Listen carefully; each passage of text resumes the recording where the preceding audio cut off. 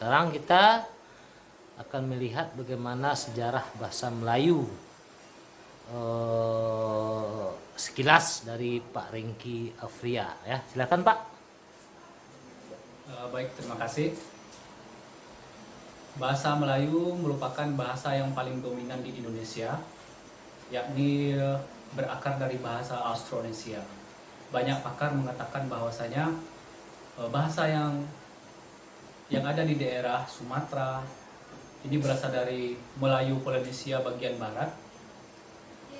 Yang jelas, pakar yang mengatakan hal seperti itu ada Adela, Kern, dan lain-lain segala macamnya.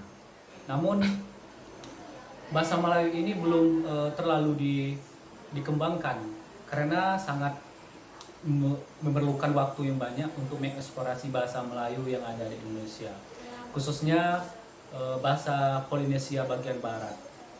Ada beberapa cabang dari bahasa Melayu Polinesia Barat. Pertama ada bahasa Melayu itu sendiri, yang kedua ada bahasa Minangkabau, dan juga bahasa Kerinci. Nah, di sini saya akan memberikan beberapa batasan melalui penjelasan saya ini, yaitu adalah bahasa Kerinci.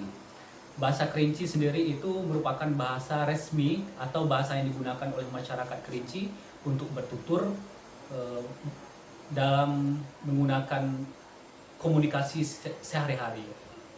Bahasa Kerinci ini merupakan bahasa yang sangat unik karena ada beberapa pakar yang mengatakan seperti adalah bahwasanya bahasa Kerinci itu seperti divergent phonological karakteristik. Artinya karakter-karakter yang berkembang di daerah Kerinci.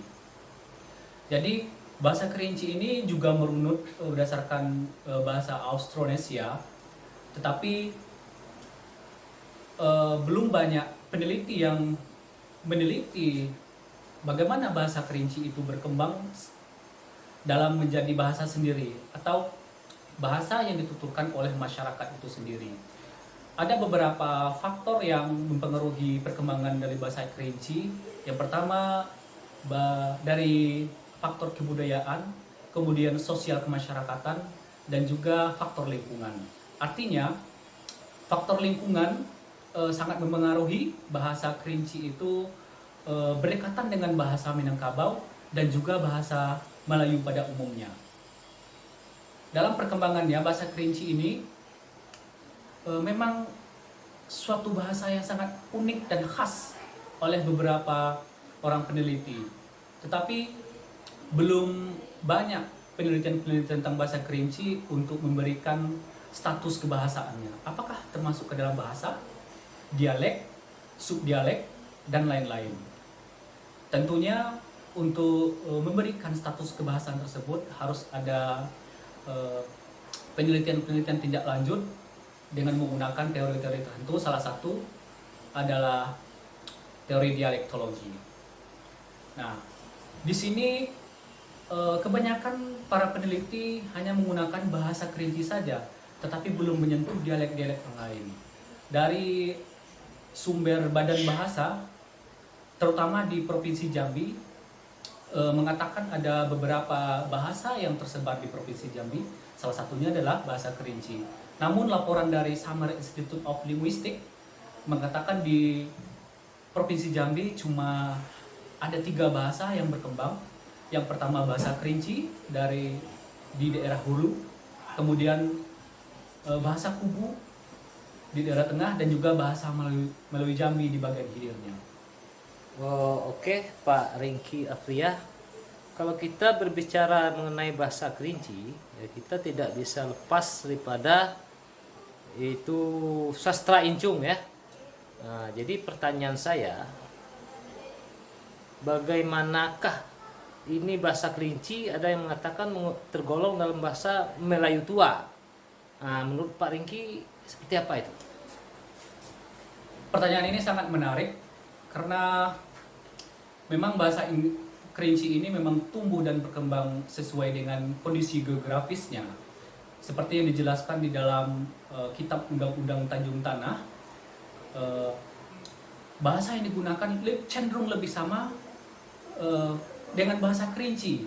ada beberapa istilah-istilah yang digunakan di dalam sastra Injung tersebut. Artinya di dalam sastra Injung tersebut bahasa Kerinci memang benar-benar dipakai di dalam menuliskan beberapa rujukan-rujukan mengenai hukum dan lain sebagainya. Artinya bahasa Kerinci lah yang menjadi alat komunikasi untuk memberitahukan kepada masyarakat tentang hukum-hukum yang berlaku pada kurun waktu tertentu. Artinya bahasa Melayu tua atau Proto Melayu yang digunakan memang sangat krusial. Tetapi hal ini pada perkembangan berikutnya bahasa Kerinci ini tergerus oleh beberapa faktor. Ada faktor asimilasi dengan budaya-budaya lain. Kemudian juga ada hal pembertahanan di sini. Karena bahasa Kerinci itu memang dipakai oleh penduduk masyarakat tuturnya untuk berkomunikasi sehari-hari. Penting memang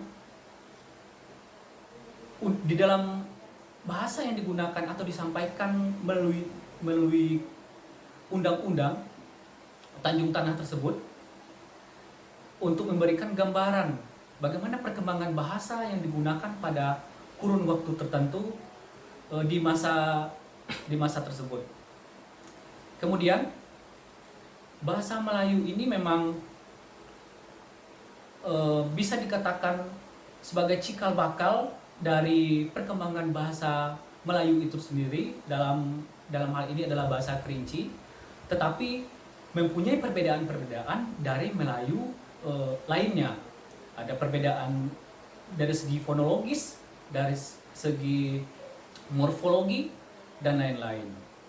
Oke, terima kasih Pak Ringki. Kita lihat perkembangan bahasa Melayu ya, bahasa Melayu yang dipakai menjadi bahasa Indonesia sekarang. Jadi tentu kita kembali ke belakang, bahwasannya sejarah itu tidak bisa lepas dari tinggalan. Kalau kita tilik tinggalan yang ada di Kerinci dari zaman Neolitik, berarti sudah ada manusia. Berarti sudah ada peradaban saat itu. Dan sebagai salah satu contoh itu aksara Kerinci ya. Aksara Kerinci juga mirip bersamaan dengan aksara Rejang, Lebong, Toba, Makassar. Jadi pada masa itu menurut saya sudah ada peradaban yang sudah ramai. Namun dari aksara kita lihat bahwasanya aksara yang dikatakan sekarang induk aksara dunia itu aksara Ponesian itu punya persamaan dengan aksara Kerinci dan juga huruf paku yang ada di Mesir, juga huruf-huruf kanji Jepang atau tulisan-tulisan Cina. Kita kembali ke bahasa.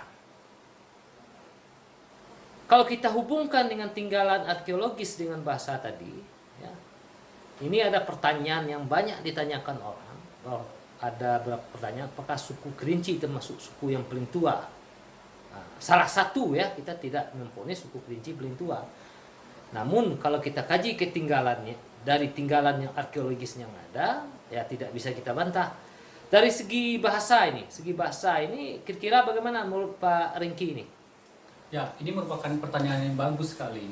Karena berdasarkan teori migrasi, bahwasanya ketika suatu penduduk yang datang dari penduduk lain dari daerah lain ke daerah tertentu, artinya mereka membawa beberapa kebudayaan yang melekat pada migratornya ke tempat daerah migrasinya. Seperti mereka akan meninggalkan benda-benda, juga meninggalkan kebudayaan dan juga